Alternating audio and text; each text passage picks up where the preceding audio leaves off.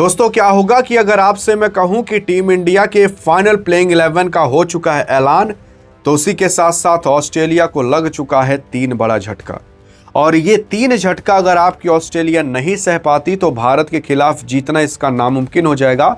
लेकिन सवाल उठता है कि कौन से वो 3 बड़े झटके हैं और भारतीय टीम की फाइनल प्लेइंग 11 क्या हो सकती है। अगर आप यहां पर देखने की कोशिश करोगे तो इंडिया बनाम ऑस्ट्रेलिया का मुकाबला बस यही जल्द ही चालू होने वाला है। पहले ओडीआई का मुकाबला होगा, फिर टी20 का। अगर आप देखने की कोशिश करना चाहते हो तो ओडीआई का मुकाबला यहां पर 19 अक्टूबर को, जो कि पहला मुकाबला पर्थ स्टेडियम के अंदर खेला जाएगा, जहां पर खचाखच पूरी की पूरी भीड़ पड़ी रहेगी। क्योंकि एशिया कप के फाइनल के अंदर तक पूरी सीटें नहीं सोल्ड आउट हो पाई थी, लेकिन अगर ऑस्ट्रेलिया के खिलाफ बात करें तो अभी पूरी सीटें बुक हो चुकी हैं। उसी के ही साथ साथ जो दूसरा ओडीआई का मुकाबला है वो होगा 23 अक्टूबर से, जो कि एडिलेड स्टेडियम के अंदर होगा। फिर तीसरा ओडीआई का मुकाबला कहीं और नहीं बल्कि सिडनी के अंदर खेला जाएगा 25 अक्टूबर को। तो ये 3 मुकाबले होने वाले हैं। लेकिन अब यहाँ पर अगर बड़ा बदलाव की बात किया जाए तो बड़े बदलाव टीम इंडिया के अंदर भी हुए हैं और 3 बड़े बदलाव आपके ऑस्ट्रेलिया के अंदर भी हुए हैं। और ये जो मैंने आपको 3 डेट और जो मैंने आपको स्टेडियम बताया, ये 3 के तीनों स्टेडियम की सीटें पूरी तरीके से फुल हो चुकी हैं। वो बात की बात है कि अभी वो मैचेस चालू नहीं हुए हैं। मैचेस की बात करें तो आप अगर टीवी पर देखना चाहते हो तो स्टार स्पोर्ट्स पर देख सकते हो। स्टार स्पोर्ट्स के जो स्पोर्ट्स वाले नेटवर्क चैनल आते हैं उस पर, और उसी के साथ साथ जियो हॉटस्टार पर आएगा, सोनी लिव ऐप पर नहीं आएगा, और उसी के साथ साथ डीडी स्पोर्ट यानी कि दूरदर्शन स्पोर्ट्स पर भी आप देख सकते हो। अब कब कहां कैसे मैच होगा ये सारी चीज़ें हमने आपको बता दी है, कहां देख सकते हो ये भी। लेकिन अब सवाल उठता है कि आखिरकार प्लेइंग 11 क्या हो सकती है और ऑस्ट्रेलिया के अंदर कौन से बड़े बदलाव किए गए हैं। तो सबसे पहला खिलाड़ी कोई और नहीं बल्कि आपके कप्तान से शुरुआत करते हैं। आपके कप्तान कोई और नहीं बल्कि इसके अंदर रहने वाले शुभमन गिल साहब। शुभमन गिल अगर देखा जाए तो इन्होंने अभी तक 54 मैचेस खेले हैं टीम इंडिया के लिए और उसके अंदर काफ़ी अच्छा खासा खेला है। और ओडीआई की अभी जब रैंकिंग जारी हुई थी आईसीसी की तरफ से, तो इन्होंने टोटल रैंकिंग जो हासिल की वो पहली रैंकिंग थी ओडीआई के अंदर, जिसकी वजह से ये कहा जा सकता है कि शुभमन गिल ओडीआई की पूरी दुनिया के अंदर नंबर 1 प्लेयर हैं। फिर उसके बाद कुछ का और नाम आता है, आपके रोहित शर्मा का नाम, विराट कोहली का नाम, बाबर आजम का नाम आता है, इस तरीके के कईयों और नाम आते हैं। तो प्लेइंग 11 के अंदर आप ये मान लीजिए कि आपके शुभमन गिल तो रहना कन्फर्म है। फिर उसके बाद रोहित शर्मा साहब, जो पहले कप्तान हुआ करते थे लेकिन कप्तानी छीन उठी, लेकिन फिर भी एज अ नॉर्मल प्लेयर के तौर पर आपको रोहित शर्मा खेलते हुए दिखाई देंगे। और उसी के साथ साथ रोहित शर्मा स्ट्राइक पर उतरेंगे, शुभमन गिल नॉन स्ट्राइक पर उतरेंगे। फिर उसके बाद तीसरे नंबर पर 1 डाउन कोई और नहीं बल्कि आपके किंग कोहली, विराट कोहली साहब, जिन्होंने अभी तक टोटल 300 से ज़्यादा मैचेस खेले हैं, 10,000 या 14,000 से ज़्यादा रन बनाए हैं, 51 इनकी सेंचुरी हो चुकी है केवल ओडीआई फॉर्मेट के अंदर, और उसी के ही साथ साथ हाफ सेंचुरी तो बहुत सारी हैं। अगर आप देखने की कोशिश करोगे तो इनका ओडीआई के अंदर 50 के ऊपर का एवरेज रहता है, और उसी के ही साथ साथ अगर ऑस्ट्रेलिया के खिलाफ खेल रहे हैं तो वहाँ तो इनका 50 के ऊपर का तो एवरेज रहता ही है।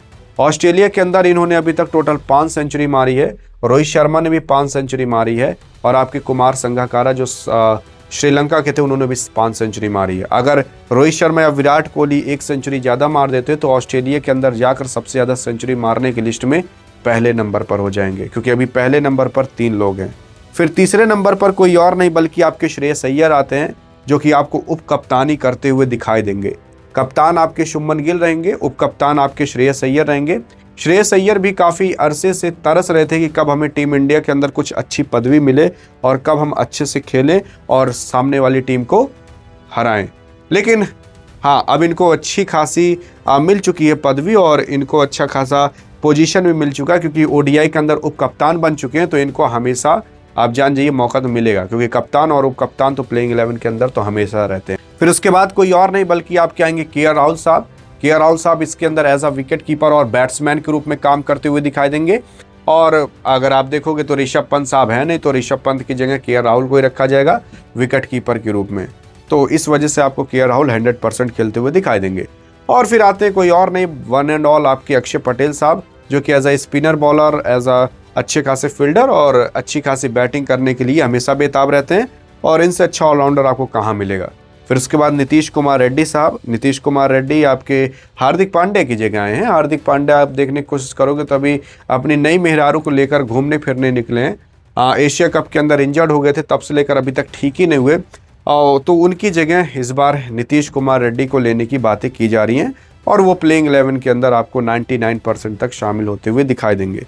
फिर उसके बाद कोई और नहीं बल्कि आपके कुलदीप यादव साहब आएंगे, जो कि एज अ चाइना मैन और स्पिनर बॉलर और गुगली बॉल डालने के लिए काफ़ी अच्छे खासे जाने जाते हैं। वेस्ट इंडीज़ के खिलाफ काफ़ी अच्छा खासा मैच खेले, सबसे ज़्यादा विकेट लिए।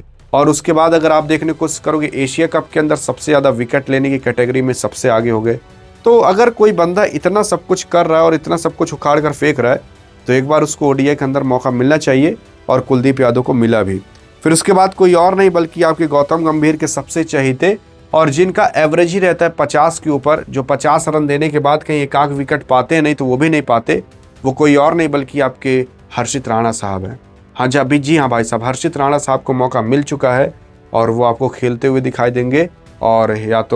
और ना ही जसप्रीत बुमराह को मिला, और भी काफ़ी ऐसे सारे खिलाड़ी जिनको मौका नहीं मिला।